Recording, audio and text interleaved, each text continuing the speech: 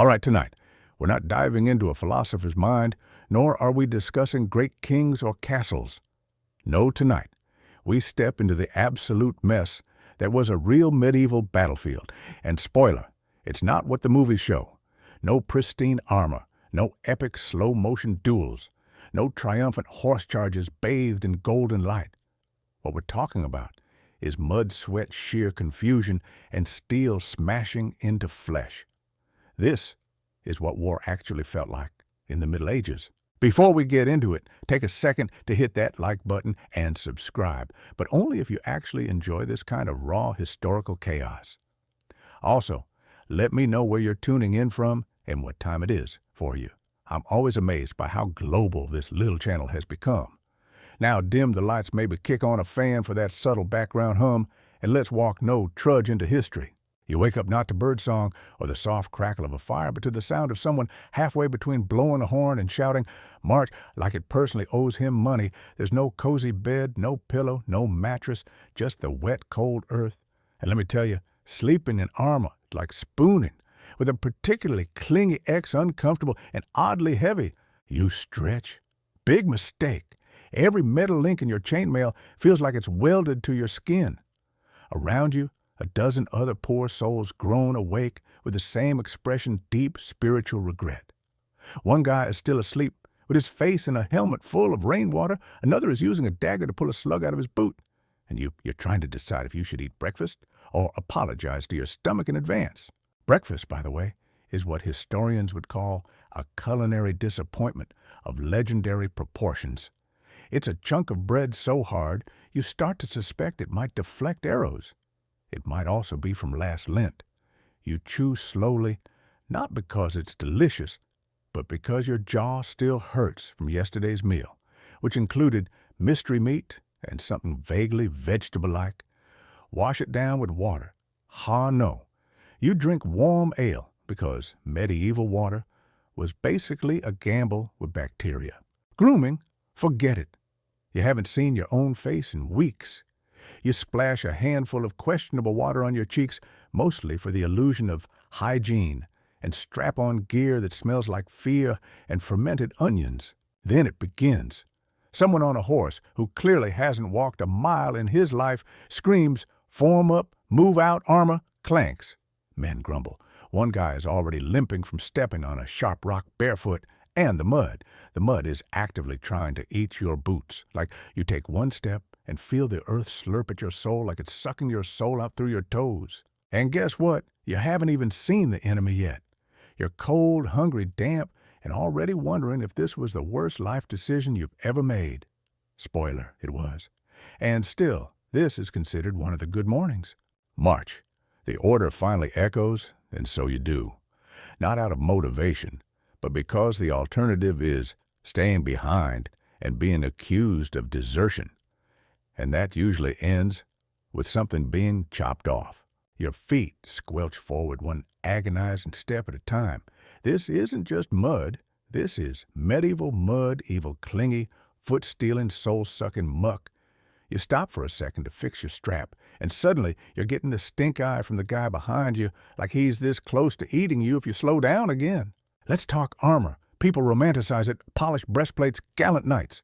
Reality, it chafes, it pinches, it rubs in all the worst places. By the time you've walked a mile, your inner thighs have formed a mutiny. Your shoulders scream, your calves are cramping. You are now a sweaty, clanking human sausage slowly roasting in your own misery. And the smell, oh God, the smell. Imagine livestock, onions, and terror. Someone ahead lets out a fart so powerful, it briefly makes you reconsider your entire life. You try breathing through your mouth. Big mistake. Welcome to flavor country. You pass a dead hedgehog, a shattered cart, and what may or may not be a toe. No one stops. Stopping is for people who want to get yelled at. Not that yelling is ever paused. The sergeant lives to yell. It's his personality now. Morale non-existent. Some guys sing to keep their minds off the misery. Others whisper prayers. One guy is just screaming into the wind and no one stopping him. It honestly helps. You think maybe the enemy will surrender before we get there. But then you realize they're probably thinking the same thing, which means what's coming next? Pure chaos. blind panic, lots of stabbing, and you trying to remember which end of your weapon actually stabs. Hours pass. A hill appears. Because of course it does. Every medieval battle happens on a hill, probably by law. You climb. Someone slips, rolls down. No one helps. Honestly, they're better off. Eventually, you reach the camp. Calling it that is generous. It's more of a mud-themed community art project held together by spit and prayer. Nobles get tense. You get a slightly less cursed patch of dirt and call it home. Welcome to the trench neighborhood. Your new neighbor collapses next to you. Congratulations, you're roommates now. The smell hits you next, a horrifying blend of wet wool, rotting meat, and human suffering. Flies are everywhere. Some are big enough to name Gerald. That one's Gerald. You make a cautious trip to the latrine. And by latrine, we mean a shallow hole that smells like an Old Testament punishment. No privacy, no dignity. You avoid eye contact with anyone there because what's left of your soul is trying to flee your body. Then mealtime, a bowl of something gray. That's not just the color, that's the entire flavor gray. You ask what's in it. The cook makes unsettling eye contact and walks away. You eat it anyway. You're starving. You hope whatever meat's in there didn't have a name yesterday. Some guys are sharpening weapons, others are gambling. A few are praying very loudly, mostly to be seen praying just in case God is offering bonus protection to the dramatic ones. The soundtrack of the camp, coughing distant, sobbing a guy singing about bread off key, and someone trying to play the lute like it's a weapon. You spot a knight. He's clean. He smells like lavender. You hate him instantly. Night falls. You lie in your damp cloak beside someone who snores like he's wrestling a goat. You try to sleep. Can't. Your brain is busy imagining all the ways you could die tomorrow. Or tonight, if that goat kicks you again, and just as you begin to doze, a voice from the dark form up at sunrise. Fantastic. Another beautiful morning awaits. Dawn. And not the peaceful golden kind that inspires poets. This dawn is icy gray and unforgiving, the kind that slaps you awake before your eyes even open. You sit up, or try to.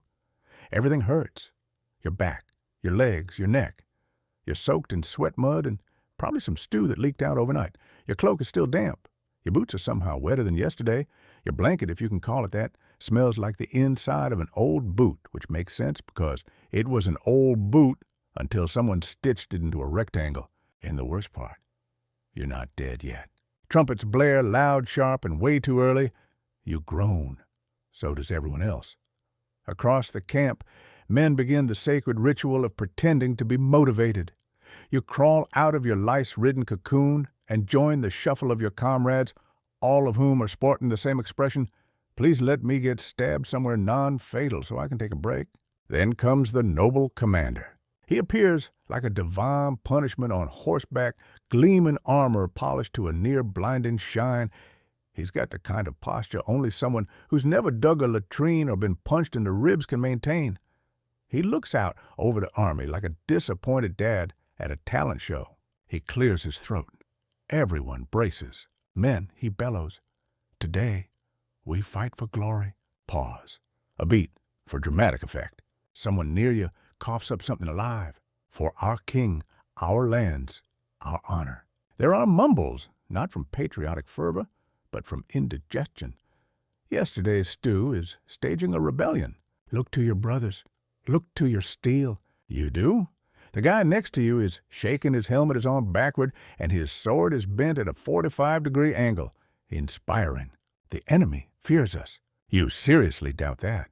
They're probably just hoping we smell too bad to get close. If you die today, oh good, the cheerful part, you die as heroes. You briefly consider raising your hand to ask if there's an option to die next week, maybe in your sleep, preferably somewhere with pillows. Then comes the bit about God. He's apparently on your side, which is reassuring, except you're pretty sure God's been smiting everyone equally this season. Still, the commander draws his sword, raises it to the heavens, and shouts, "Forward!" Silence. No one moves. A few guys blink. One sneezes. Forward. Finally, someone takes a step, then another. Not out of conviction, but because Standing still too long might get you assigned a volunteer task. And you really don't want to be a volunteer. That's how Gregor ended up with an arrow in his groin and a nickname no one will stop using. Thus ends the speech. You are now spiritually prepared to panic with purpose. Forming rank sounds impressive, like a well-oiled machine snapping into place with discipline and precision. What it actually looks like is a crowd of half-dressed, half-awake peasants vaguely facing the same direction. Some are still struggling to get their helmets on. One guy is holding a pitchfork and clearly isn't supposed to be here. Another is still gnawing on bread like he doesn't realize we're about to die. Your sergeant, who was probably a pig farmer 3 years ago, starts yelling numbers. No one knows what they mean. Everyone nods anyway. Front line, shield wall. You shuffle into place, kind of. The guy in front of you has his shield upside down and is scratching his back with it. To your left, someone's holding a spear twice his size and keeps poking everyone by accident. To your right, a man is humming a tune that might be a hymn or just greensleeves with new lyrics. With directly behind you, someone is breathing like he's practicing for a dramatic death scene. He's not wounded yet. Then the cavalry trots by. War horses stomping the earth, massive beasts, glinting with armor. The knights atop them look like walking fortresses, tall, polished, calm. Meanwhile, you're standing in boots that belonged to someone else last week, and your armor smells like wet compost. The contrast is insulting. Then the order comes. Move forward. Tighten the line. This sounds reasonable. It is not. Every step is a new chance to trip, slip, or get elbowed. Mud clings to your boots like it's got abandonment issues. Someone stomps your foot. You curse. Someone else curses louder. Your shield is now backwards, and frankly, you don't care enough to fix it. You're saving your energy for not dying. Then drums. That slow, ominous rhythm starts. Thump, thump, thump. Every beat is a countdown. You glance at your comrades, faces pale, eyes wide. A few whisper prayers. One guy is full-on sobbing. Another lies down and pretends to be dead. Honestly, respect. You take a deep breath, raise your weapon, and try not to pass out. This is it. You're ready. Well, as ready as anyone can be when standing in a crooked line of terrified farmers pretending to be soldiers, and then the sky betrays you. It begins with a sound, a soft, distant whoosh that turns into a full-blown whisper of doom. "Shields up!" someone shouts. You scramble to obey. Someone nearby is still figuring out which side of the shield is the front. Too late. The sky darkens, not with clouds, with arrows. Hundreds of them screaming toward you with all the subtlety of a thunder god having a meltdown. They fall like a rainstorm of razor blades. 2 rows ahead, a man drops, an arrow lodged in his shoulder like someone stabbed him with a pencil of doom. Someone else screams. Someone nearby curses in Latin, or maybe he was just sneezing. It's chaos. Pure, unfiltered, no bathroom breaks chaos. Here's what movies don't show. Arrows aren't elegant. They don't glide like dancers. They thud. They crack. They bounce off things. They pierce feet, thighs, faces, and most of all, your fragile grip on reality. You duck behind your shield, which suddenly feels way too small and suspiciously homemade. An arrow clatters off it with a metallic ping. You name your shield, Gerald. You whisper promises to Gerald. If you survive, you'll never talk bad about his uneven shape again. To your left, someone curses the archers. To your right, someone is the one being cursed because he forgot to duck. Behind you, a man yells that he's hit, but you suspect he just wants to skip the next part. Then comes the second volley. This one is worse. Everyone ducks lower. Some crouch. Others cry. One guy lies flat and pretends to be a corpse. Brilliant. He may live longer than all of us. Eventually, the arrows stop. The sky clears. You're alive. Gerald did good. But the worst is yet to come. Because now, it's time for close combat. So, the arrows stop. The sky clears. And for a fleeting second, you think maybe that's it. Maybe the enemy had their fun. Maybe we'll all shake hands, go home, and write strongly worded letters about the experience. Nope, because now it's time for the part that makes nightmares look like lullabies. The part where the screaming gets closer. The part where steel meets flesh. The part where you really truly start to understand what medieval combat feels like. There is no countdown, no trumpet fanfare, no epic slow-motion hero moment like in the movies. 1 second, you're trembling in a crooked line of equally terrified humans. The next, all hell breaks loose. It starts with a shove. A surge, more like it, not a charge. Charging implies coordination, strategy, intent. This is none of those. This is chaos dressed in armor.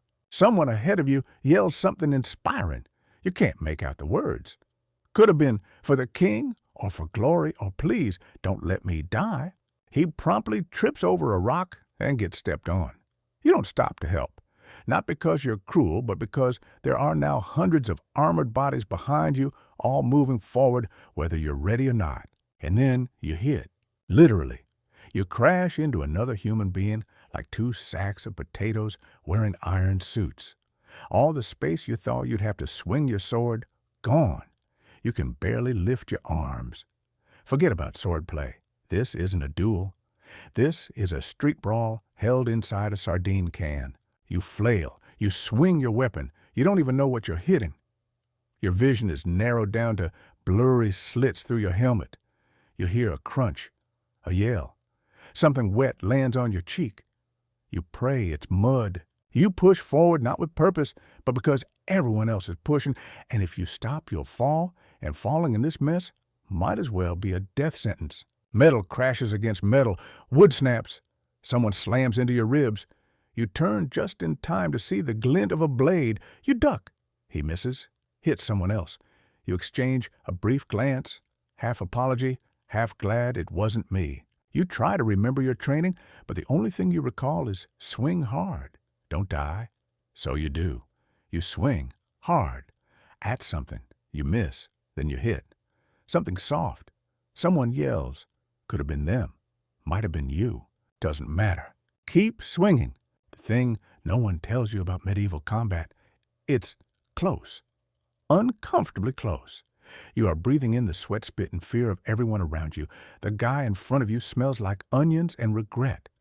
Someone behind you is breathing so hard on your neck, you briefly think, well, at least I won't die alone. At one point, you stab downward and sincerely hope it wasn't your own foot.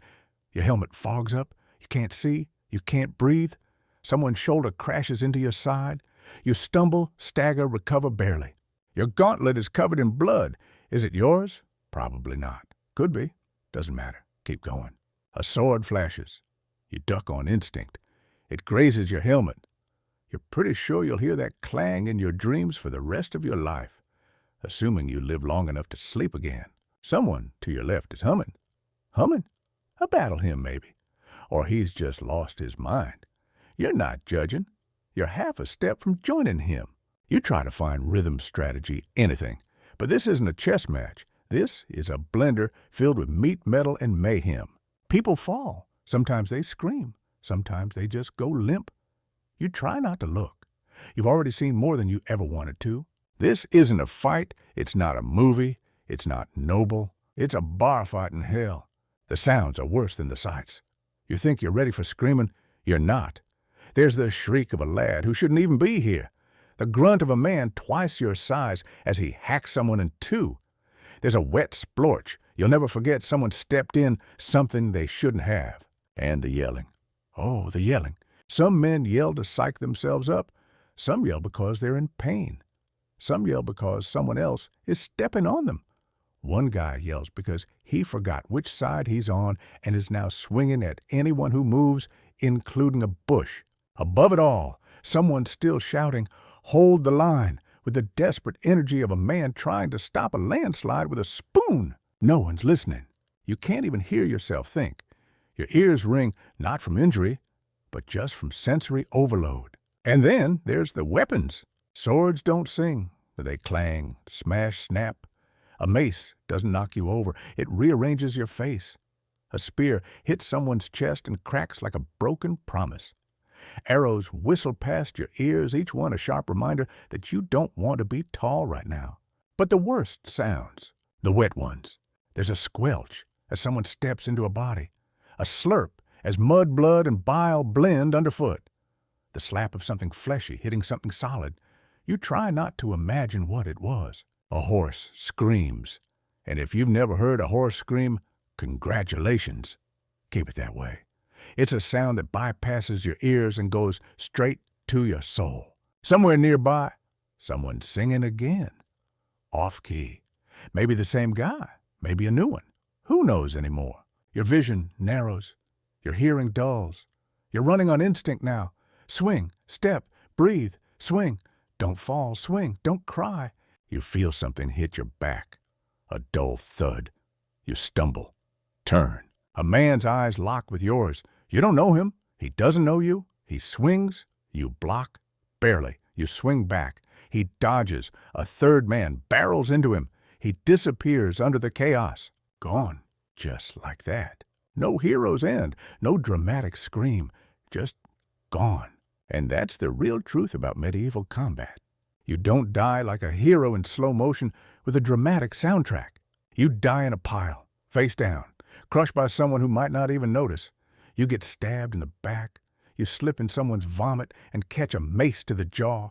You become a footnote in a fight no one even wins. Or if you're lucky, you survive. Barely. Bruised, battered, blood-soaked, but breathing. And that's considered a victory. So here you are somewhere in the middle of a meat grinder, dressed as a battlefield, trying not to die and barely succeeding. And then something hits you. You don't even know what it is. Could have been a spear, maybe a rock, maybe just a particularly angry elbow. Doesn't matter. Your balance tips, your legs betray you, and suddenly you're falling. Now falling down in regular life is embarrassing. You trip, people laugh. Maybe someone helps you up. In a medieval battle, falling down is a full-blown crisis. Because here falling isn't part of the choreography. It's not a tactical move. It's a fork in the road. You have about 3 seconds to decide what kind of warrior you want to be. Option 1, get up, noble, brave, also possibly fatal. Why? Because getting up makes you tall. Tall makes you a target, a very obvious upright stab me. I'm right here kind of target. And standing up in this mess, it's a lot like trying to do yoga during an earthquake. You're wobbling, you're slippery, your legs don't work. And everyone around you is swinging sharp objects. Option 2, stay down. Less heroic, potentially smart. Lie still. Breathe shallow. Hope no one notices you. Maybe, just maybe, the battle will move on and you'll still be intact. Some call it cowardice. Others call it strategy. Personally, you call it survival. Of course, there's a third risk, the looters. The guys who walk around poking bodies to see if they twitch. And if you twitch, congratulations, you've just become a loot prevention exercise. Still, you play dead. You let the mud cover you. You ignore the blood seeping into your sleeve. You try not to gag when someone steps on your ankle. Around you, the sound shift. Steel still clashes. Screams still rise. But it's moving away from you. You hear a man yell, then silence, then another man laughing. Not the joyful kind. The kind that's halfway between panic and hysteria. Someone falls next to you. Hard. They don't move. You try not to look. You try not to think. You just wait. This is your life now. You are the world's most anxious floorboard. Eventually, finally, the noise fades, and you're still alive. You roll slightly, just enough to get air that doesn't taste like iron and damp moss. You blink at the gray sky. No birds, no clouds, just a distant buzz of flies and the faint groans of men who drew worse lottery numbers than you today. Getting up isn't easy. Every joint protests. Every muscle threatens mutiny. But you do it anyway. Slowly, carefully. You look around. The battlefield is no longer a battlefield. It's a collection of broken bodies, snapped weapons, and stunned survivors. There's no cheering, no victory horns, no banners waving in the wind. Just people. A man dragging a sword twice his size, limping like every step is a negotiation with death. Another sobbing quietly, cradling what might be his brother, or a stranger, or someone who just happened to fall near him. And you, dazed, breathing, looking down at yourself and realizing you still have all your limbs. Your armor's dented, your face is filthy, but you're alive. Somehow, back at the camp, if you can call it that, no one's throwing a feast. There's no victory parade. What you get instead is a new flavor of misery, the aftermath. You stagger past a line of men too injured to move. One moans. Another mutters a prayer that loops like a scratched record. A third just stares eyes wide as if still trying to process what just happened. You find a rock, you sit. That's the entire plan. Sit, don't cry, don't puke, maybe drink something that won't kill you. But before you even get the chance, cleanup detail, someone shouts. Because apparently, surviving wasn't enough. Now it's time to tidy up the apocalypse. The post-battle cleanup is without exaggeration the worst chore in human history.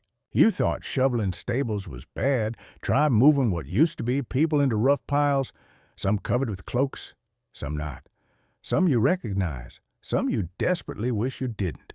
The smell is beyond words. It's not just rot. It's fresh rot. Blood, bile, waste, mud, rainwater, metal. It's everywhere. It clings to your clothes, your skin, your lungs. Flies swarm. You swat them away from open wounds, from your eyes, from your mouth. You fail. The medics arrive, if you can call them that, men with knives and alcohol, and not the good kind of alcohol. The bite on this stick and pray kind. If you're lucky, your wound gets cleaned with wine. If you're unlucky, the surgeon drinks the wine first. Someone near you screams, the kind of scream that makes your stomach twist. You don't look, you already know what it means. They're cutting, sewing, or worse, removing. You whisper a thank you to Gerald, your shield. He's scratched, cracked, and possibly sentient at this point, but he kept you from becoming stew meat. Nearby, a guy claims a new pair of boots off a body. Says it's what his old friend Gregor would have wanted. Gregor is silent on the matter. You keep moving. You don't think. You just move. Night falls. You collapse wherever there's a space that doesn't smell like open death, which, to be honest, is hard to find. Around you, others do the same. No words, just bodies, dropping like sacks of guilt and grime. The stew is back. You don't ask what's in it, you eat, because not eating is worse. It tastes like gray. It feels like swallowing failure. Someone sings, someone sobs, someone prays to 3 different gods just to be safe. A man nearby sharpens his sword with a shirt he's still wearing, and you stare at the fire and try to remember what peace used to feel like. The worst part, you know it's not over.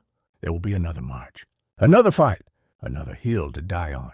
But for tonight, there's fire, there's bread, there's the shared silence of people who know you're not okay and that they aren't either. You lie down, try to sleep, can't. The guy next to you snores like he swallowed a church bell. You shift, toss, end up wetter than before. You stare at the stars, and you whisper to yourself the same thing every survivor does. Never again. But you already know there's always a next time. So, you survived. You're sore, you're stiff. You got blood in places that don't make anatomical sense, and you're pretty sure half of it isn't yours. But your eyes opened this morning. That counts for something. Unfortunately now comes the part no one ever sings ballads about. The part after the glory, after the adrenaline, after the screaming. It's time to clean up the mess. You don't get to rest. Not really. You get a bowl of something hot that tastes like boiled regret, and then someone hands you a shovel. Welcome to the butcher's hour. First up, the wounded. They're everywhere. Propped against tree trunks, slumped over logs, laid out in rows like broken dolls. Some groaning, some silent, some whispering for their mothers. The lucky ones get patched. The unlucky ones, well, they become someone else's boots, literally. You help carry a man missing half a leg. He's still cracking jokes about stew of all things. Gallows humor is the only flavor left. You drop him near a barber surgeon. Yes, that's a real title, not a metaphor. He trims beards. He also performs amputations. And he's got exactly one tool for both jobs. His setup is a wooden bench, a dull knife, a needle that's been sterilized by waving it near a candle, and a jar of something that smells like rot and vinegar. The man says, Bite down on this stick. The patient does. And then he screams so hard you feel it in your own teeth. You watch the surgeon sip wine before pouring a little on the wound. Priorities. There's no morphine, no anesthetic, just grit, willpower, and the strong desire to not watch what's happening to you. One man with a spear through his thigh mutters, "It's fine. It's not even deep." 10 minutes later, they're digging splinters of wood out of his femur while he recites Psalm 23 backward. Then comes the dead. They don't bury everyone, not really, not properly. Some are lined up in rows and covered with cloaks. Others are dumped into shallow graves dug more in haste than respect. A few are burned. It depends on time, weather, and how close you are to the next battle. You help drag a body face down, one arm missing, nameless. Could have been your bunkmate. Could have been your enemy. Doesn't matter now. The smell is biblical. Flies are everywhere, buzzing with the enthusiasm of guests at a wedding feast. You swat one off your lip. Another lands on your arm right over a fresh scrape. You flick it off, then realize that's probably the cleanest thing you've touched all day. Meanwhile, others are salvaging. It's not called looting, not officially. But let's be honest, when you're pulling boots off a corpse, you're not exactly observing religious rites. A soldier nearby lifts a helmet off a head that's no longer attached. "Still good," he says. He puts it on without even cleaning it. You do the same. Your boots are split at the toes. Gregor's boots, well, Gregor's not using them anymore. Sorry, Gregor. The sun starts to drop, and you realize something. You've been moving nonstop in a haze of blood, mud, and numbness. Your body's operating like a broken wheelbarrow, wobbly, creaky, but technically functional. Back at camp, it somehow smells worse than before. The scent of open wounds, spoiled meat, horse sweat, and vomit hangs in the air like a ghost that refuses to leave. Someone's ladling out stew again. You take a bowl. You don't ask questions. It tastes like old socks and regret. Still, you eat it, because being hungry is worse. The night is quiet, sort of. Around you, men are trying to sleep. Some twitch with dreams. Others cry out in their sleep. One man mutters something about arrows, over and over. Arrows, arrows, arrows. You lie down on a patch of dirt that's marginally less disgusting than the rest and wrap your cloak around yourself. You try to relax, but your muscles are too sore, your thoughts are too loud, and the guy next to you is snoring with the ferocity of a collapsing barn. So you stare at the sky, and you start to remember that moment when the arrows came down, that one scream that didn't stop, the man who tried to grab your hand and fell before he reached you, the way your blade felt when it hit something and didn't stop moving. You're alive, but you're not whole. Not really. Not anymore. At some point, someone drags themselves in from the darkness, limping, armor dented, helmet missing, covered in filth and shaking like a leaf in a thunderstorm. He doesn't speak. He just finds a spot, sits, and stares. Someone hands him a cup of something vaguely alcoholic. He drinks it without blinking. Nobody asks him what happened. They already know. The commander walks through camp like he's inspecting troops. His armor still polished, still clean, his face untouched. You hate him a little more each time you see him. He talks to a few men, nods, puts on a face of sympathy, then moves on. He doesn't stop at the wounded. He doesn't sit with the grieving. He just walks. You wonder what he smells like. Definitely not horse blood and stew breath. Then someone says the worst words you can hear in a medieval army. "Pack up. We march tomorrow." You freeze. Tomorrow. We just survived this, and now we're doing it again. Of course we are. This is the job. You're not a hero. You're not a knight. You're not even a soldier. You're a body in a line, a walking meat shield, a mud-covered pawn with a sword that smells like fermented onions and old beer. And tomorrow, you do it again. But for now, there's a fire, there's bread, there's the soft sound of someone playing a broken lute with only 3 strings. The melody is off. The mood is worse, but it's something. And in a world this broken, something is a luxury. You close your eyes. You whisper a promise to Gerald the Shield. If you survive one more week, you're retiring to become a monk, or a brewer, or a dead man in clean boots. and slowly, painfully, you drift into sleep. Morning comes like a bad joke with no punchline. You wake up to the lovely sound of someone vomiting into a helmet. Across the camp, men are groaning, limping, dragging themselves upright like hungover zombies who accidentally joined the military. Everything aches. Your thighs feel like boiled leather. Your back has turned into a question mark. Your hands are stiff, swollen, and streaked with dried blood that no amount of swamp water will scrub off. You don't remember falling asleep, but you definitely remember waking up because someone is already yelling. And it's the kind of yelling that says, hey, just in case you were thinking of enjoying consciousness, don't. Form up. We move out in 1 hour. You glance at your fellow survivors. Nobody moves. It's not defiance. It's not rebellion. It's the universal language of shared trauma. Then someone stirs, then another. And slowly, like mud coming to a boil, the entire camp groans into action. You eat a crust of bread that tastes like stone and desperation. You wash it down with warm ale that's somehow both sour and salty. You don't ask why. You're not strong enough for answers. The cook hands out a gray chunk of something that might be meat. You ask, what is this? He replies, hope. You eat it anyway. Time to move. You strap on your armor. It's still damp. It still smells like a crypt full of onions. Your helmet has a new dent in it. You have no idea where it came from. Could have been yesterday's battle. Could have been last night's snoring neighbor who thrashed in his sleep like he was dreaming of being a trebuchet. You whisper to your shield, Gerald, we ride again, old friend. And with that, you join the others. Another day, another death march. The road is worse than yesterday. More mud, less motivation, and a general mood that can best be described as emotionally soggy. Your boots squelch with each step. The straps on your armor dig into your collarbone like they're personally offended by your existence. The guy in front of you keeps farting. The guy behind you won't stop muttering the same phrase under his breath. Left foot, right foot. Don't die, don't die, don't die. Someone stumbles. Someone else trips. No one stops. The sergeant screams, keep formation. But there is no formation. Just a wobbly snake of regret slithering through the muck. You pass the remains of yesterday's battlefield. It smells worse now. The sun has warmed the corpses. Flies are dancing. Ravens are feasting.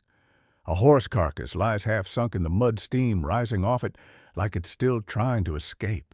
You try not to look, but you do. And it stares back. You march for hours, sometimes in silence, sometimes with the sound of coughing, grumbling, or someone singing the same three-note tune over and over because it's the only thing keeping them from screaming. You pass what used to be a village, burned, flattened, empty. You don't stop. Stopping means letting your legs remember they're broken. The commander rides by on horseback, still clean, still polished. You hope his horse steps in something deep. Someone ahead yells, water break. You stop. You collapse. Literally. You drop like a sack of bad decisions. The mud doesn't even try to stop you. You drink from your flask. It's warm and metallic. You don't care. Your mouth tastes like last night's stew and this morning's despair. Someone offers you a chunk of dried meat. You take it. You don't ask what it is. Because if it is meat, you're already ahead of schedule. Back on your feet. You adjust your pack. Your shoulders scream in protest. Your thighs are developing a new religion based on pain and blisters. The sergeant bellows again. You've stopped hearing actual words. It's just noise now. Angry noise. You march past a group of wounded men being loaded into a cart. One of them looks at you and says, still walking, poor bastard. You nod, because he's right. The day wears on. The sun climbs, then dips. And eventually, mercifully, someone shouts, camp. It's not a command. It's a benediction.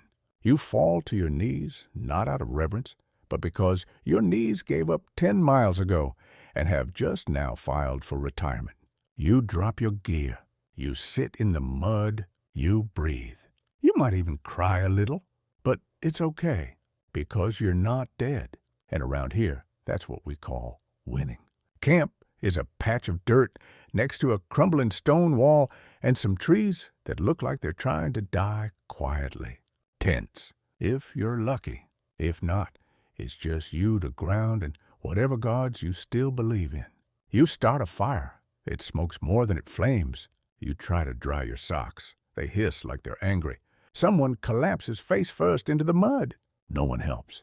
Not because they're cruel, but because if they bend down, they might not get back up. Dinner arrives. Same stew, same flavor, existential crisis. You eat in silence, chewing slowly, hoping each bite gives you the strength to get through the next 10 minutes. The guy next to you says, "I saw a man today with half a sword in his chest, still swinging like it owed him money." You nod, because that tracks. Night falls. You wrap yourself in your cloak, and whatever's left of your dignity, you stare at the stars, and you wonder what it would have been like to be a baker. Just bread and warmth and the occasional burn. No arrows, no screaming, no Gerald. But then again, Gerald's the only reason you're still breathing. So you clutch your shield, your stomach, and whatever fragments of your soul are still hanging on. And you whisper the same thing you said yesterday. Just one more day. There's no gentle wake-up today. Not that there ever is, but this one feels especially spiteful. It's not even light out yet, and someone's already shouting the two words that send dread through every fiber of your very tired being. Form up. You were hoping for a full night's sleep. You got maybe 2 hours of twitchy cold, half-conscious panic napping, and now apparently it's time to get stabbed again. You stand, barely. Your legs creak like a haunted door. Your spine feels like it's trying to escape your body. Your feet numb, possibly rotting. One boot has officially become more mold than leather. You splash some water on your face. It's freezing and smells vaguely like something died upstream. You don't care. You're too far gone for standards. You strap on your armor again. Gerald, your shield has a new crack in him, but he's still here, still lopsided, still saving your life. You mutter to him, "Let's do this, you weird dented hero." And with that, you rejoin the line of dead-eyed men preparing to do something very stupid for the second time in 2 days. The sun rises. You hate it. Too bright, too optimistic. It has no business shining on what's about to happen. Across the field you see them. The enemy. They look just like you. Same grimy armor. Same worn-out expressions. Same realization that none of this is noble or glorious. It's just necessary. There's a pause, a silence. Then, as if the universe itself sighed and said, "Fine, let's get this over with." The drums begin. The beat is slow, heavy, like a heartbeat with anxiety issues. You shuffle forward. Your squad mates are breathing heavily. One is whispering prayers. Another is weeping quietly into his chest plate. No one says anything about it. You glance sideways. The guy next to you looks like he's about to puke. His hands are shaking. His helmet is crooked. He's got his sword in the wrong hand. You want to reassure him, but you can't even reassure yourself. Then the shouting starts. Orders, screams, the kind of chaotic yelling that makes you instinctively clench everything. You hear, advance, stay tight, don't break the line, keep your eyes up, shield wall. You obey, not because it makes sense, but because you have nothing else to hold on to. Then contact. It's not cinematic. There's no thunderous crash like in the movies, no slow-motion leap into battle. It's more like bumping into someone on a crowded train while both of you are carrying knives. Your shield slams into another shield. Someone shouts. Steel scrapes. You flinch. The guy in front of you swings wildly and hits nothing. The guy behind you slams into your back like he's trying to merge with your skeleton. Your sword arm raises. You stab. You don't aim. You don't know what you hit. You just stab. Everything becomes a blur. Grunts, gasps, clangs, wet crunches. You're surrounded by people, so many people, and all of them are terrified, sweaty, and armed. A spear jabs past your face. You duck. A boot hits your knee. You stumble. Someone punches you in the side, not with a fist, but with a sword pommel. You can't tell if it was on purpose. Your vision narrows. Not from blood, from fear. You try to breathe. But there's no room, no air, just the heat of bodies, the stink of panic, and the knowledge that one misstep will turn you into a human rug. You swing again. You hit something. There's a thunk, a gasp, a splash of something warm. You don't look. You can't look. You just keep going. It's all instinct now. Duck, swing, push, repeat. Your helmet gets knocked sideways. You fix it with a headbutt against someone's shoulder. A hand grabs your arm. You twist, shake it off. Could have been a friend. Could have been the end. At one point, a man in front of you goes down. Hard. You step over him. Not because you want to. Because you have to. You whisper sorry as your boot lands on his chest. He doesn't reply. Someone behind you is yelling. Not words, just yelling. You glance back. It's the same guy from the camp, the dramatic breather. He's red-faced, blood-spattered, and screaming like his voice is the only weapon he has left. And somehow it works. Because you start screaming, too. Not from rage. Not even from fear. Just from the need to be louder than the voice in your head saying, you're not going to make it. The line begins to wobble. You can feel it. Men are breaking off. Some are falling. Some are fleeing. The sergeant is yelling something, probably hold or push or please God not again. You brace yourself. You push. The world is just elbows and steel now. You block. Parry. Get slapped. Accidentally stab a tree branch. Someone grabs your leg. You kick. You swing again. Your arm is jelly. Your legs are bricks. Your shield feels like it weighs 10 stone. And still you swing. Then, a trumpet. Distant. Clear. And the enemy, they start falling back.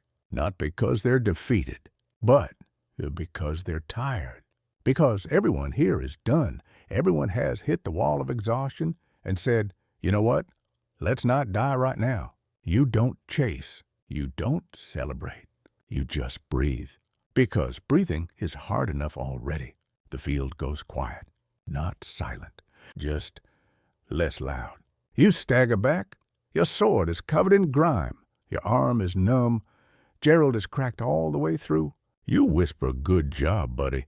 Then you drop to your knees and throw up. Welcome to round 2. You won. At least that's what they tell you. But standing there covered in filth, trying to keep your legs from giving out and your breakfast from coming up, you have to ask, what exactly did we win? There's no cheering, no raised banners, no speeches, just silence. Not the peaceful kind. The kind that comes after screaming. The kind that echoes. The field is a disaster. The bodies are everywhere. Some are still twitching. Some are missing limbs. Some are just there staring at the sky like they forgot how to blink. You walk through it not because you want to, but because you have to. You've got orders, always do. Help the wounded. Clear the dead. Keep moving. Because if you stop too long, you might start thinking, and right now, that's the last thing you want to do. You find a man slumped against a tree. His hand is pressed to his side. Blood is pouring through his fingers like wine from a broken barrel. He looks at you, not with fear, with boredom, like he's been waiting for you. You kneel beside him. He says, did we win? You nod. He says, shame. And then, nothing. You help drag him back, add him to the row of bodies that might get buried or burned or forgotten. Next to you, another soldier is sobbing. Not because he's wounded, because his sword broke, and that was the only thing between him and losing his mind. He clutches the hilt like it's a child's toy. Just the handle, the blade is gone, snapped clean. He whispers, it was my father's. You don't know what to say. So, you say nothing. Someone screams nearby. Not a battle scream, a real one, the kind that curls your stomach. You turn. A medic, if you can call a man with one eye and a belt full of rusty tools, a medic is sawing through someone's thigh. The patient is awake, biting down on leather and failing. You don't watch. You've seen enough. The looting begins. Quiet, efficient, practical. Helmets are taken. Swords claimed, boots examined, pockets emptied. There's no ceremony, no shame. A man finds a necklace on a body and pockets it. It's a carved wooden rabbit. Child's gift, maybe. Doesn't matter. Another pulls a ring from a hand so swollen it takes 3 tries to get it off. Someone finds coins. That's rare. Even rarer, the body they were on didn't look like one of ours.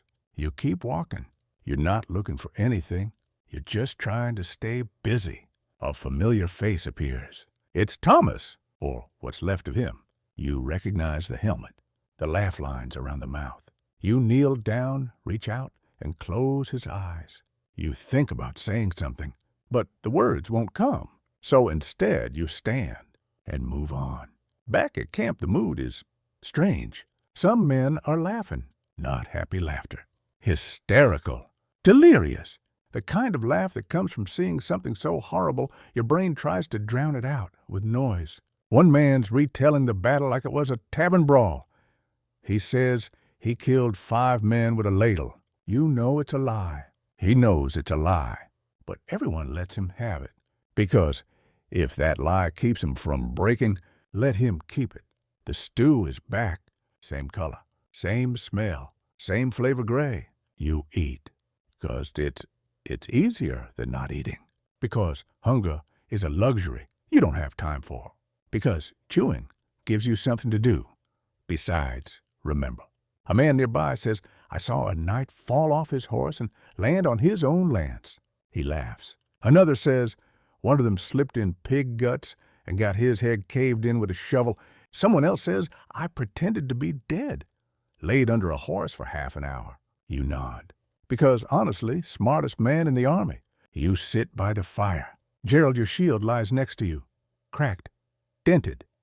Bent. He did his job. You're thinking of retiring him. Giving him a burial. Or at least a respectful toss into the latrine pit. But you can't. Not yet. Not until you know you won't need him again tomorrow. The commander speaks. He stands on a crate like he's addressing a ballroom, not a pile of half-dead men in mud and blood. His armor is, of course, spotless. His voice is loud, polished, noble. Today we showed them our strength, he says. You think about the man with no legs, the boy crying over his broken sword. Thomas, you don't feel strong. You feel tired. You feel like something important inside of you snapped and nobody noticed. The commander ends with glory to the king. A few men cheer. A few groan. Most just stare at the fire. Night comes. Cold. Quiet. Your cloak is damp again. Of course it is. You wrap it tighter. Breathe shallowly. You think about home. You don't even know where that is anymore. You haven't seen your own face in weeks. You wonder what it would look like now. Someone starts singing. Badly. The same 3 notes from the march. It's off-key. Broken. But somehow comforting. You lean back. You stare at the sky. You whisper, never again. And then, from somewhere in the dark, tomorrow we move east. Of course we do. You wake up with dirt in your mouth. Not metaphorically. Actual dirt. There was a rock under your face all night, and your tongue now knows every detail of its shape. You sit up. Every bone protests. Your neck has turned into a rusty hinge. Your back is writing angry poetry. You look around. The camp is already stirring, men limping around, someone hammering armor back into a shape resembling functional. The fire's out. The stew pot is still warm. And then you hear it. The horses. You forgot, didn't you? Cavalry day. Lucky you. You see them great beasts pawing at the earth like they know exactly what's about to happen. Their riders' smug, tall, polished look like they slept in silk and woke to a massage and a pear. You slept on a damp incline and dreamt of drowning in stew. They call this the noble arm of the army. You call it a future source of broken ribs. You're not a rider. That privilege belongs to the highborn, the wealthy, the trained. You're infantry, mudbound, sword-swinging, occasionally stepped on. But today you're support. You get to watch the show. You get to pray they don't ride through you. Because, let's be clear, medieval cavalry is a spectacle until it's coming straight at you. Then it's a nightmare in 8-legged stereo. The horn sounds. Trumpets blare. The horses start forward. At first it's majestic. Armor glinting. Banners snapping. Hooves pounding like thunder. from the gods. You almost feel inspired. Almost. Then you remember that 30 seconds from now, they'll be in a fight, and horses, despite what poems claim, are not bulletproof. You brace for impact, not from the enemy, from them. The riders pass through your ranks. It's not graceful. It's like standing next to a freight train with a grudge. One stallion nearly clips you. The rider doesn't notice or care. You shout something unprintable. The horse flicks its tail in your face like you've been dismissed. You cough. It tastes like hay and contempt. Then from over the ridge they appear, the enemy's cavalry. And suddenly, it's not so funny. Because there's a specific kind of fear that comes when you realize you're on foot and they're not. The sergeant shouts, "Shields up." You oblige. Gerald groans. You whisper, "Not now, buddy." And then it begins. The two cavalry forces collide with a sound like the world ending sideways. You see one rider go flying. Another's horse rears and crushes a man. A third gallops right into a spear wall and vanishes in a mist of red. There's no elegance, no chivalry, just velocity meeting meat. A fallen rider crawls past you. His leg bends the wrong way. He screams something in a language you don't recognize. You hand him your flask. He drinks. You nod. That's the closest thing to a medical procedure anyone's getting today. Now your job begins. The enemy cavalry broke through part of the line. You're the plug in the dam. Lucky. You, again. You take your position. You lock shields. The archers fire behind you. Arrows hiss overhead. A horse bolts past. You flinch. You swing your sword. Miss. Another rider barrels in. You duck. You're knocked flat by a flank. You roll, cough, spit, stand. A hoof nearly misses your head. Nearly. You stab upward. Your blade connects. The rider topples. The horse keeps going. You scramble out of its path. Gerald saves your ribs. It's chaos. More chaotic than infantry. Because horses don't stop just because their riders are gone. One charges through your line and takes out 3 men. Not with a weapon. Just momentum. Another slips. Falls. Cracks its neck. You want to look away. You don't have time. A rider tries to swing a mace at you. He overextends. You bash his knee with your shield.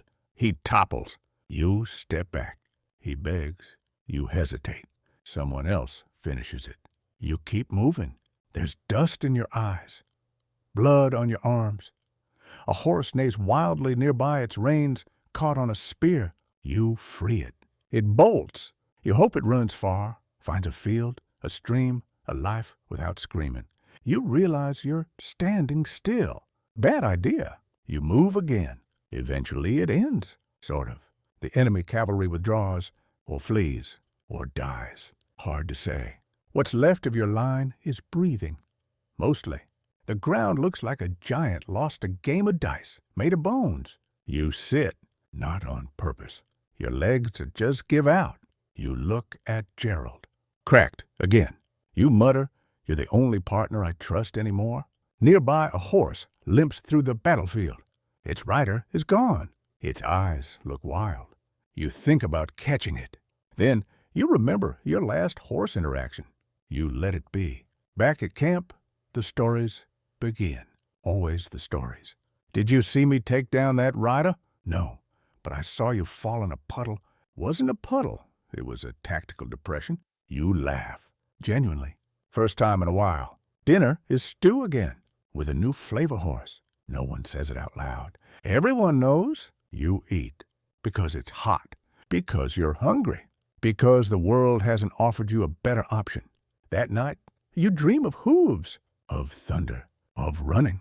But not from fear. From freedom. You wake up before the good part. You thought Cavalry Day was bad. Welcome to the siege, where everything is worse but slower. It starts as it always does, with a hill. You arrive. You look up. There it is, a fortress, stone walls, arrow slits, smug little banners fluttering in the wind. You're dirty, tired, bruised in ways your ancestors probably feel. They're warm, clean, and laughing from the walls. You hate them instantly. The commander points dramatically. There, he says, as if it wasn't already obvious. We take it by dawn. Someone behind you coughs, loudly, deliberately. The rest of you just stare. Because everyone knows that's not how this works. Sieges aren't quick. They're not glorious. They're not cinematic. They're long, miserable, and stupid. Like arguing with a brick wall while standing in your own filth. You set up camp. You dig trenches. You build siege towers out of stolen wood, wishful thinking, and the splinters of your remaining hope. The enemy. They shoot arrows down at you. Not many. Just enough to remind you they're not bored yet. Sometimes they throw rocks. Sometimes boiling oil. Sometimes insults. You prefer the rocks. Day 1, you build. Day 2, you keep building. Day 3, Gerald gets hit with a crossbow bolt and takes it like a champion. You fix him with a leather strap and a whispered apology. You try to sleep. You can't. There's always something wind-shouting, groaning, the unmistakable sound of 2 rats arguing over your bread. Your cot is a piece of canvas that was probably part of a tent once. Now, it's a hammock for ants. You close your eyes. You hear a scream in the distance. You open them again. You get used to the smell. Eventually, the trench fills with rainwater, which fills with blood, which fills with waste. It becomes a soup. You try not to think about it. You fail. Day 6, a messenger arrives. Says the fortress refused surrender. Of course they did. You weren't even asking yet. But now the fun begins. The trebuchets roll out. They creak and groan like old men getting out of bed for war. You watch the first stone arc into the sky. It's majestic. It misses by a lot. Still, progress. The enemy responds by launching a flaming cow. Yes, a cow. You don't ask where they got it. You just dodge. The stench is incredible. You briefly consider switching sides. Day 8. You climb the siege tower. It's taller than it looks, also shakier, also on fire. You climb back down. Fast. The ladders go up next. Big mistake. You're on one. Arrows rain down. A rock hits the guy above you. He falls. On you. You both fall. You land on your back. He lands on your dignity. You lie there, reconsidering everything, especially ladders. The commander shouts something about glory. You shout something back about his mother, quietly. Day 10. The wall cracks. Just a little, but it's enough. Everyone cheers. You don't. You know what's coming. The breach. The moment you've been dreading. When they finally say, go in. No more catapults. No more waiting. Now it's you versus a wall. And what's behind it, you charge. You scream because everyone else is screaming. Because you need to believe this is smart. It's not. Inside the breach, it's chaos. Narrow, cramped, hot. Arrows fly from above. Rocks fall. Men slip. It's like fighting in a chimney full of angry wasps. You swing. You block. You curse. Gerald saves your face. Again, you owe him a name-day feast if you both survive. A man beside you shouts, they're retreating. You don't believe him until you see the gates open. They're pulling back into the keep, the fortress behind the fortress. Of course they are, because this isn't victory. It's part 2. Night falls. You don't. You sit, you breathe, you shake. You hold your helmet in your lap like it's an old friend who disappointed you. You look at Gerald. He's more cracked than shield now, but he's still with you. You whisper, don't quit now. He doesn't respond, which is good, because if he did, you'd scream. Dinner is siege bread. It's flour water and sadness. You dip it in whatever's warm. You chew slowly. You try not to think about tomorrow. You fail. The commander gives another speech, something about honor and final push. You tune out after the word final. You look around. Men patching armor, sharpening blades, whispering prayers, making promises they might not keep. You do none of those things. You just watch the fire and wonder, is this what heroes are made of? Because if it is, you want your receipt. You lie back. You pull your cloak over your head. And for a moment, just a moment, you imagine the fortress collapsing. You imagine victory. Silence. Peace. Then someone farts nearby. The moment is gone. You close your eyes. You're awake before the sun, not by choice, by duty, or maybe by sheer bone-deep anxiety that's been simmering in your guts for the last 3 days. Today's the day. The breach is open. The keep is in sight. And every part of your body is trying to pretend it doesn't know what that means. You stand. Your knees argue, your ankles mutiny, your back files a complaint with the guards. But you stand anyway. You grab your sword. You strap on Gerald, still cracked, still breathing. You don't bother brushing off the dirt. What's the point? You're about to roll in it again anyway. There's no breakfast, just water. And something that used to be bread. You chew it like it owes you money. The guy next to you tries to tie his boots and throws up instead. Another one says, "If I survive today, I'm marrying that barmaid in Doriston." You don't ask which one. You just nod. Because that kind of a hope is almost brave. The horn blows, not the fancy kind. This one sounds like someone choking on a trumpet. Still, it gets the message across. Time to die loudly. You form up, shoulder to shoulder, wall of flesh and steel. The sergeant walks the line yelling the usual. Don't break. Keep formation. Stay close. Hit hard. You nod. But your heart is pounding like it's trying to escape through your throat. Then the signal. The gate slams open. You charge. Not like a hero. Like a desperate man running into a burning house. Because behind that gate is stone. Narrow corridors. Murder holes. Boiling oil. Traps. Spikes. And men. Dozens of them, waiting. You're the first wave. Of course you are. You always are. Inside the keep, it's chaos. Walls loom close. The air is hot and choking. Shadows flicker like ghosts. There's no room to swing properly. So, you don't. You jab. You bash. You knee someone in the groin and Gerald someone else in the face. You trip over a corpse. You fall. You roll. You scream something incoherent and rise. The enemy is everywhere.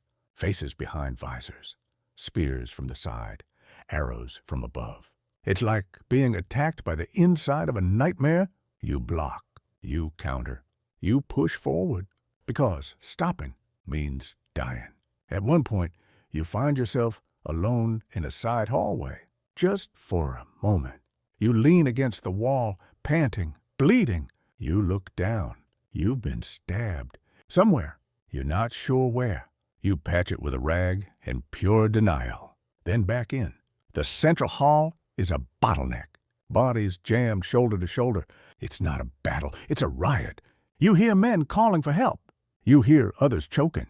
You hear metal on bone. You swing. You bash. You scream. You lose track of time. Then light. A door opens. And with it, fresh air. Not freedom, but hope. You shove through into a courtyard. There they are, the last defenders. A handful. Tired, bleeding, still holding ground. You don't hesitate. You charge. The final fight is the ugliest yet. It's not strategy. It's not even skill. It's exhaustion versus desperation. You grab a man's arm. You twist. You bite. You stab. You fall. You rise. You don't remember how. And then, silence. Real silence. No metal. No screaming. No drums. Just breathing. Lots of it. Heavy. Ragged. Alive. You look around. It's over. You won. You really did. The keep is yours. The walls are yours. The blood, that's mostly yours too. You drop Gerald. Not in disrespect, but in relief. He's cracked nearly in half. You pick him up. You kiss his edge. Retirement, you whisper. For real this time. You collapse onto a step. You remove your helmet. You breathe.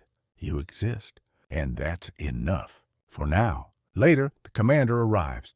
Late. Fresh. Clean. He declares victory. He says you were brave. He says this was glorious. You think about correcting him, but your jaw is too sore. So you nod and say nothing. You're given water, bandages, A chunk of something that might be cheese. You eat it without tasting. You watch as the banners change. The castle is yours, but no one cheers, because too many men aren't here to cheer. You sleep in a bed that night, a real bed, straw mattress, wooden frame. You almost cry, but you're too tired to leak, so you close your eyes. You dream of rain and silence and Gerald on a beach somewhere sipping soup. You wake up in a bed, real wood, straw, possibly lice, but still a bed. And for one fleeting moment, you think maybe it's over. Then you sit up, and everything hurts. Your ribs complain, your legs wobble. Your sword arm feels like it's been forged from old bread and regret. Still, you're alive. You made it. The keep is quiet now. No more screams, just murmurs.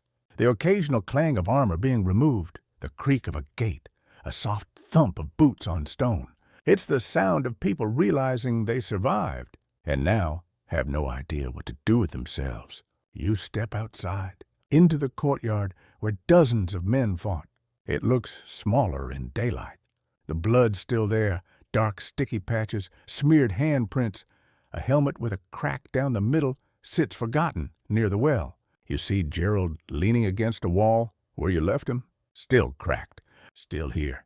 Then the looting begins, not with shouting, not with orders, but with that quiet, familiar shuffle of boots through corridors.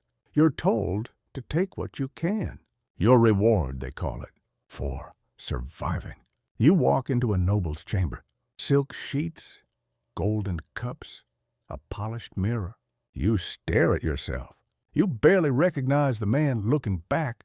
Face hollow, eyes sunken, beard like an angry shrub. You take the mirror, not for vanity, but because it's proof that once you are whole. Down the hall, someone finds wine.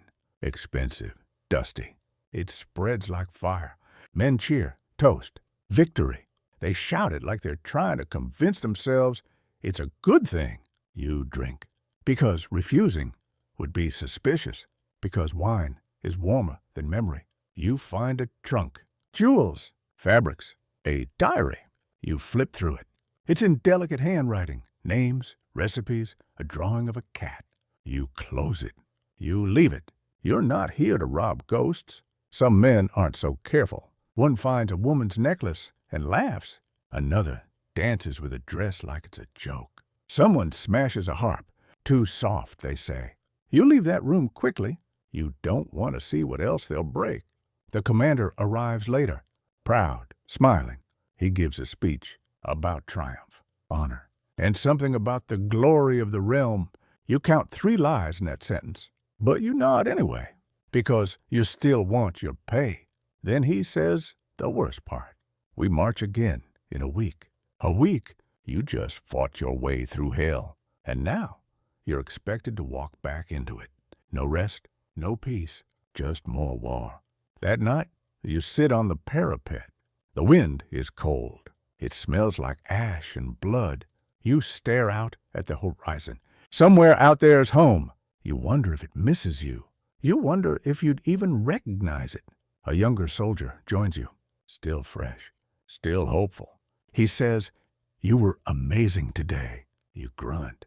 He asks, "How do you do it?" "Stay calm." You laugh once, hard. You say, "I'm not calm. I'm just used to being scared." He nods, like that makes sense. It doesn't, but it's all you have. In the village below, a bell rings. Someone's celebrating, or mourning, maybe both. Because in war, those two things often look the same. Back in your room, you count what you've taken. A silver spoon, a small comb, a ring you found on a body still warm. You stare at them. Then you put them in a sack. You don't know why. Maybe to sell, maybe to forget, maybe to remember. Sleep comes slow.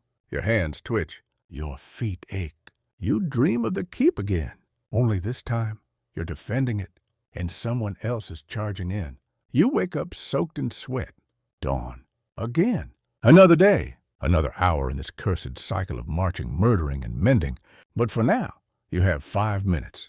You sit by the fire. You eat something that might be oats. You sip water.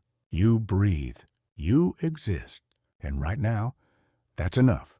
There's no trumpet this time, no loud call to arms, no shining speech about valor or banners. Just a knock on your door at dawn, followed by 4 words you've grown to loathe. Pack up. We move. You gather your things. There aren't many. Gerald cracked beyond saving. Your sword dull as your mood. A pouch with some coins, a comb, and that ring you still haven't decided to keep or bury. You sling them on your back like regrets, and you march. The road is long, winding through hills, valleys, and fields that were once green. Now they're brown, or burnt, or flattened under weeks of marching boots and bleeding men. It's hard to imagine anything ever grew here. Harder still to believe it will again. The first village you pass is empty. Houses still standing, but windows are shattered. Doors open. Chickens running wild like they've inherited the town. A cradle sits in the middle of the street. No baby. Just a blanket. You don't stop. You don't look. You just walk. Someone behind you hums a song. You recognize it. An old tavern tune. The kind you used to sing when drunk and harmless. Now it sounds like a funeral dirge. You wish they'd stop, but you don't say it, because maybe that tune is all that's holding them together. A farmer watches you pass. One eye missing. He doesn't speak, just spits right near your boot. You don't blame him. You wouldn't like you either. A cart creaks by, pulled by a mule. The back is stacked with bodies, covered in canvas. One slips off as it bumps down a hill. No one stops. No one notices. Except you. You whisper sorry and keep walking. That night, you camp near a stream. Cold water, clean for once. You strip off your armor, wash your face. Your reflection stares back. You almost don't recognize it. Your beard's grown longer. There's a scar near your eye you don't remember getting. Your expression is permanently set to tired. You splash your face again. It doesn't help. Someone tells a story by the fire about home, about a girl waiting in a village that probably doesn't exist anymore. Another brags about how he'll be rich when he gets paid. You don't say a word. You just sharpen your blade, out of habit, not hope. Sleep is shallow. You dream of the keep again, but this time you're the one on the wall, and they're coming for you. You wake up gasping. You check for Gerald. Still there. Still cracked. Still yours. The next village isn't empty, but you almost wish it was. What's left of the people stare as you pass. Children hiding behind skirts. Old men clutching tools like weapons. A dog snarls. You reach for bread. Offer it. The woman doesn't take it. She just turns away. You leave the bread anyway. That afternoon, you pass a burned church. The cross is half melted. Inside, the pews are blackened bones. Someone says, they did this. Someone else says, we did. You say nothing. Because honestly, you can't remember anymore. You find a girl on the road, maybe 10 years old. Dirt-covered, silent. She doesn't cry. She doesn't run. She just stares at your sword. You kneel, offer her water. She drinks, then walks away. No words. Just leaves. You sit there longer than you should. Later, a man in your company hangs himself from a tree. He left a note. It just says, no more. You dig a hole. You don't know why. It's not orders, just instinct. You place a stone on the grave. No name. But you whisper one anyway. At night, someone starts crying. Not loudly. Just a leak in the dam. It spreads. First one man, then another. A ripple of grief in the dark. No one shushes it. No one mocks it. You just sit there, letting the fire crackle and the pain be heard.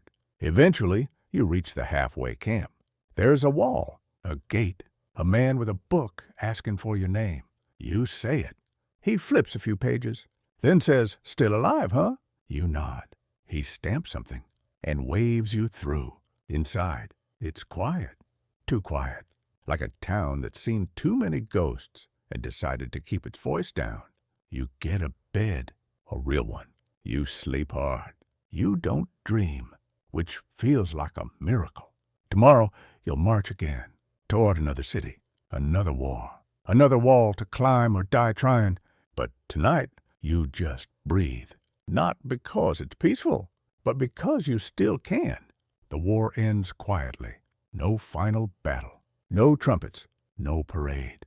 Just a letter, stamped, sealed, and handed to the commander by a man on a tired horse. "We've won," he says, like it means anything.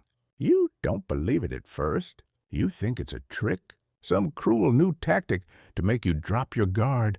But then the orders come down. Disbandment. Immediate. The army is done. Go home.